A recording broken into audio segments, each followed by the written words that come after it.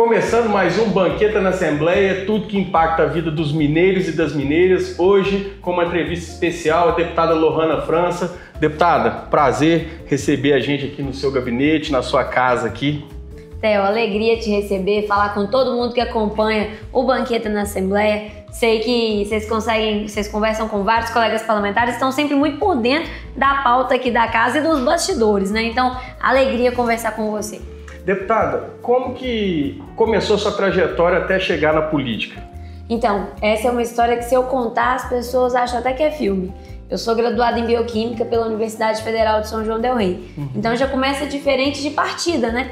Porque com frequência a gente conhece políticos formados em gestão pública, em direito, em economia, ou alguns que não fizeram curso superior. Eu sou da área das ciências biológicas, estava aprovada em primeiro lugar no mestrado em ciências da saúde na UFSJ e meus amigos e o movimento estudantil me colocaram força para que eu fosse candidata a vereadora em 2020 lá em Divinópolis. Foi uma campanha das mais baratas da cidade. A gente teve 5.462 votos em todas as urnas, uma campanha feita com voluntários. Eu tinha um grupo com 56 voluntários cadastrados, depois na campanha de deputada foram para mais de 250. Então foi muito legal porque as pessoas estiveram ali porque elas sentiam que a gente podia e mais, precisava da representatividade jovem na Assembleia. E como que foi a sua experiência como vereador? O que da sua experiência como vereador você trouxe aqui para a Assembleia? No mandato de vereador eu percebi o tanto que é importante fiscalizar, porque toda vez que a gente percebe que o Legislativo e o Executivo estão trocando muitos afagos, gente, as relações têm que ser harmônicas, claro, óbvio que tem que ser, mas quando a gente percebe que Executivo e Legislativo estão trocando afago demais, você pode saber que o interesse de alguém está ficando deixado de lado, e normalmente não é de nenhum dos dois, é da população. Então, eu aprendi ali a fiscalizar, acompanhar a pauta de perto, ler diário, ler contrato, ler o diário oficial, né? Ler contrato, acompanhar a licitação, ficar em cima de todos esses aspectos e me tornei uma vereadora conhecida por isso. É uma tônica que eu sigo aqui na Assembleia. E como que é representar a nova geração da política, né? Porque a gente fala aqui, assim, tem vários deputados que têm 7 mandatos, 8, 3, 4, como que é chegar com o gás todo e para tentar oxigenar a política de fato? Ah, isso é quase confessionário. Te contar que o que mais foi difícil para mim foi aprender que o tempo da política não é meu tempo. O tempo da administração pública não é meu tempo. Porque acho que, inclusive, isso é muito da nossa geração, né? Quem cresceu com o telefone na mão, quem cresceu no tempo da informação em momento ao vivo, a gente quer as coisas para ontem, a gente entende que não tem necessidade de demorar e algumas coisas precisam mesmo de um tempo para serem amadurecidas, mas em outras há um pouco de má vontade mesmo. Então eu acho que a gente chega com essa nova geração para acelerar os processos aceleráveis, aquilo que dá para acelerar, mas também tem um amadurecimento muito grande em relação àqueles que efetivamente dependem de um tempo próprio. Então, acho que o principal aprendizado que eu tive sendo dessa juventude aqui na Assembleia, no primeiro mandato como deputada estadual, foi a respeitar e entender o tempo das coisas. Deputada, como que você tem visto o impacto da extrema-direita aqui na política mineira?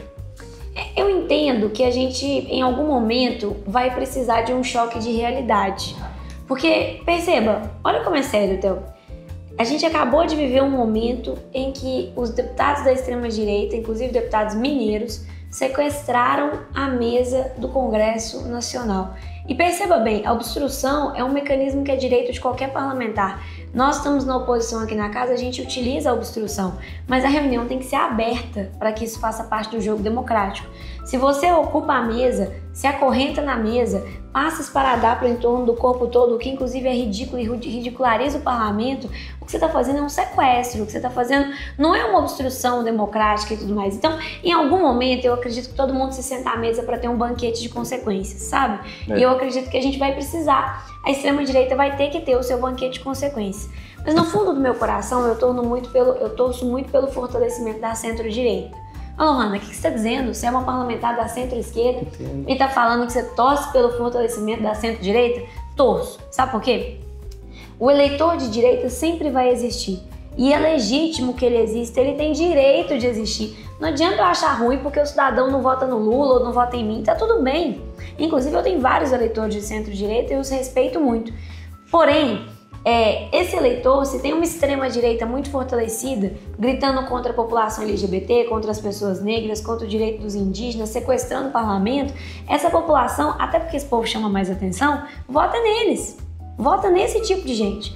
Agora, com esse esmagamento, esse processo de espremer mesmo a centro-direita que a extrema-direita fez, esses nomes razoáveis do diálogo, nomes como Geraldo Alckmin, que ninguém aqui acha que é um nome de esquerda, nomes como o próprio Geraldo Alckmin, eles perdem expressão. Hoje o Alckmin está num momento muito bom, né, como nosso vice-presidente, negociando a questão do tarifaço, mas eu penso que em algum momento vai ser necessário que a centro-direita enfrente o bolsonarismo. E a gente tem percebido nomes aqui e acolá, poucos é verdade, mas nomes aqui e acolá que têm tido coragem de fazer esse movimento. E isso é importante. Momentos como esse que a gente está vivendo, o tarifaço do Trump, que prejudica tanto Minas Gerais, na minha opinião, são uma bola perfeita para ser cortada por esses parlamentares de centro-direita, para que eles ocupem o espaço, inclusive da imprensa, e digam: olha, eu sou de direita, eu sou conservador, eu sou liberal na economia, eu sou a favor de um Estado mais enxuto, mas eu entendo que os problemas do Brasil, quem resolve são os brasileiros. Enfim, esse tipo de fala.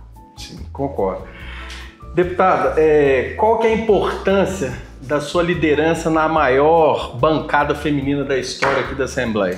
Eu estou muito orgulhosa. Ontem, inclusive, a gente teve uma audiência pública para falar sobre o projeto da deputada Ana Paula Siqueira, que eu sou relatora do projeto, que cria a lei do Observatório de Políticas para Mulheres em Minas Gerais. E os observatórios são muito importantes, porque na psicanálise tem uma coisa que fala que para você poder resolver uma dor sua, você tem que dar nome para essa dor. Se a dor não tem nome, ela não pode ser elaborada e enfrentada pelo sujeito. E eu acredito que na política pública é a mesma coisa. Se a gente não observa os dados, se a gente não entende os dados, ou pior, se a gente sequer tem conhecimento desses dados, se a gente não compara eles entre cidades, beleza, essa região aqui tem tantas delegacias de atendimento à mulher e essa aqui tem X delegacias, mas essa aqui tem muito mais violência e tem bem menos delegacia. Então, se a gente não nomeia, não entende e não identifica esses dados, a gente não tem condição de enfrentar os problemas. Então, uma movimentação dessa monta para que a gente crie a lei do observatório. Além disso, o trabalho que a Fundação João Pinheiro tem feito de fazer o portfólio de emendas para políticas de gênero do observatório, para a gente é muito importante e é um movimento feito pela bancada feminina. Então eu estou muito orgulhosa e muito ciente de que a gente tem condição de avançar muito para as mulheres nesse momento em que a gente une parlamentares de direita, de esquerda, de centro, para defender os direitos das nossas mulheres. Nesse mês do Agosto Lilás, qual que são algumas medidas para o fortalecimento das políticas públicas voltadas para combater a violência contra a mulher? Vocês já discutiram? Você tem algum projeto que abrange isso ou não? No Poder Executivo, a gente tem fiscalizado e cobrado muito que eles cumpram a lei. Esse é o nível depressivo em que a gente se encontra. O governo do estado não cumpre as leis que envolvem a proteção à mulher. Então, um exemplo muito simples é a lei que determina que as DEANs funcionem 24 horas por dia. Elas não funcionam. Elas não funcionam. E a mulher apanha justamente fora do horário comercial. A mulher apanha de noite, a mulher apanha no fim de semana. A mulher apanha em dia de clássico, como hoje, porque o marido bebe e fica nervoso porque seu time perdeu e decide que o saco de pancadas onde ele vai desabafar a sua dor e a sua frustração é o rosto da mulher. Então a gente tem cobrado muito. A gente sabe que nós temos servidores da segurança pública muito competentes, da Polícia Militar, da Polícia Civil, da Polícia Penal, do Ministério Público, mas eles não dão conta de ficar enxugando gelo eternamente. Então, nosso trabalho tem sido muito pela fiscalização e aí o observatório entra com muito peso, porque quando a gente dá nome para as coisas, identifica as coisas, a gente dá transparência. E dando transparência, todo mundo percebe o tamanho do problema e a pressão pública vem também. A lei do aleitamento materno, o que ela impacta a vida da mãe e da criança? É a lei 25.380 de nossa autoria, que estabelece, ela já foi sancionada pelo governador, que estabelece as medidas de fomento ao aleitamento materno. A principal meta é aumentar o número de mulheres que são lactantes e aumentar também o tempo que essas mulheres dão o peito para o filho. Por quê? Porque estudos diversos que a academia publica, reconhecidos pela Organização Mundial da Saúde, mostram que a criança que mama no peito é mais saudável, aprende melhor, tem uma imunidade melhor, se desenvolve as competências motoras melhor e mais facilmente. Então a gente precisa fomentar a amamentação. Na lei a gente cria uma permissão para que o Estado dê isenções fiscais para empresas que tenham salas de amamentação.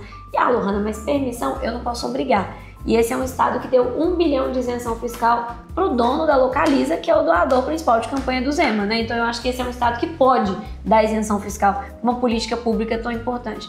Para as empresas que criem as salas de amamentação, por quê? Para que a mulher, quando ela retorna da licença maternidade com 4 meses, ela não passe um período difícil ali para continuar amamentando. Vou lembrar, a amamentação exclusiva é até 6 meses. E nesses 2 meses, como é que ela faz? Para tirar leite, para guardar o leite, para dar de mamar, se for o caso de alguém da família conseguir levar o neném ao lugar de trabalho. Então, a gente colocou isso na lei. Nós também colocamos a formação de tutores para orientar e auxiliar as mulheres na amamentação, especialmente no caso do primeiro filho, que tem muito mais dúvida. A gente sabe que os agentes comunitários de saúde fazem um processo parecido, mas não é com esse contexto todo de fomento à amamentação. Então essas são 2 conquistas específicas que o projeto traz. Deputada, teve um tema aqui muito debatido hoje, foi o edital do PNAB, que foi cancelado. Explica para nós o que foi isso. Pois é, a PNAB é a Política Nacional do Aldir Blanc, que é uma lei muito importante para fomento permanente da cultura. O governo federal repassa dinheiro para estados e municípios proporcionalmente ao número de habitantes. Então, por que eu estou dizendo isso? Porque o governo do estado não pôs R$1. A única coisa que eles têm que fazer é executar direito esse dinheiro. Então, eles têm que garantir que o edital vai ser feito e que os artistas serão selecionados, receberão o recurso e depois fiscalizar a execução. É isso, ponto. Muito simples, né? Simples. Deveria ser. O edital número 11, que é o de mostras e festivais, que tinha um valor total de 16 milhões, foi suspenso no dia 21 de agosto pelo secretário. Só que o secretário suspendeu com um site no perfil da secretaria, com uma notícia no site da secretaria. Mas acho que todo mundo que está acompanhando a gente, seu público é muito qualificado, sabe que a administração pública não acontece por nota em site. Não. A administração pública demanda atos normativos, atos administrativos, decretos, portarias, resoluções, etc. Não há nada disso, primeira coisa. Segunda coisa, vamos ao conteúdo. A gente falou de forma, agora vamos falar de conteúdo. Na nota dele, do dia 21, publicada no site, ele fala que a suspensão está acontecendo por um motivo externo. Ou seja, está acontecendo porque o Ministério Público entrou com uma ação que desencadeou uma decisão judicial que obrigou a reclassificação dos aprovados. Olha que coisa séria. Os aprovados já receberam dinheiro. Eles já estão executando seus projetos. Como é que vai ficar isso? Mas tudo bem, eu fui até o Ministério Público, eu fui até o Judiciário para poder entender qual era essa ação, qual era essa decisão, porque ele tinha que ter citado isso no texto, inclusive para que os afetados pudessem procurar informação. Tomar conhecimento da informação. E o que a gente descobriu? Não tem ação do Ministério Público, não tem decisão do TJ. O secretário de Estado de Cultura e Turismo cometeu falsidade ideológica, ele inventou uma coisa para tirar dos seus ombros a responsabilidade. Inclusive, ele deixou muito claro que inventou e na forma cotidiana, ele passou recibo.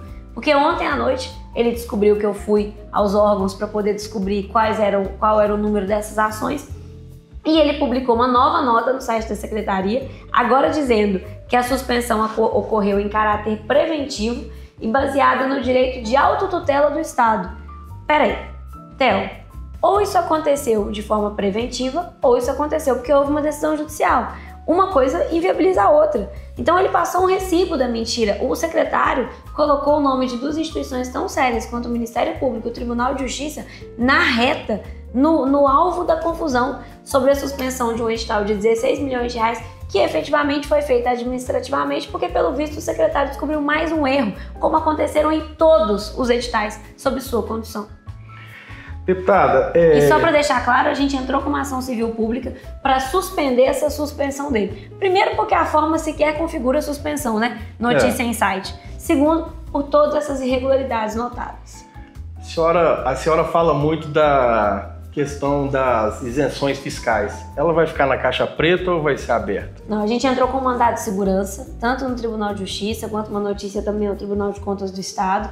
E a gente está tentando efetivamente fazer com que essas informações venham a público. É preciso que quem está assistindo a gente, Theo, saiba que essa é uma luta de Davi contra Golias. Mas eventualmente Davi está até muito grande para mim, porque perto dos setores econômicos que a gente está enfrentando, eu sou um grão de areia.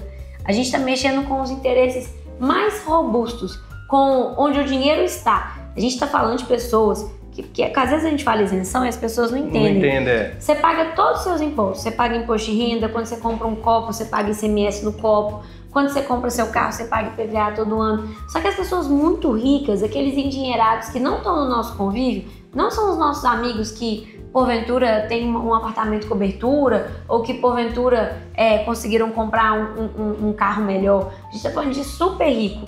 Essas pessoas que tinham um perdão de impostos, elas eram livres de pagar alguns impostos, de 5 bilhões de reais em 2018, com o governo Zema conseguiram ficar livres de pagar 25 bilhões de impostos.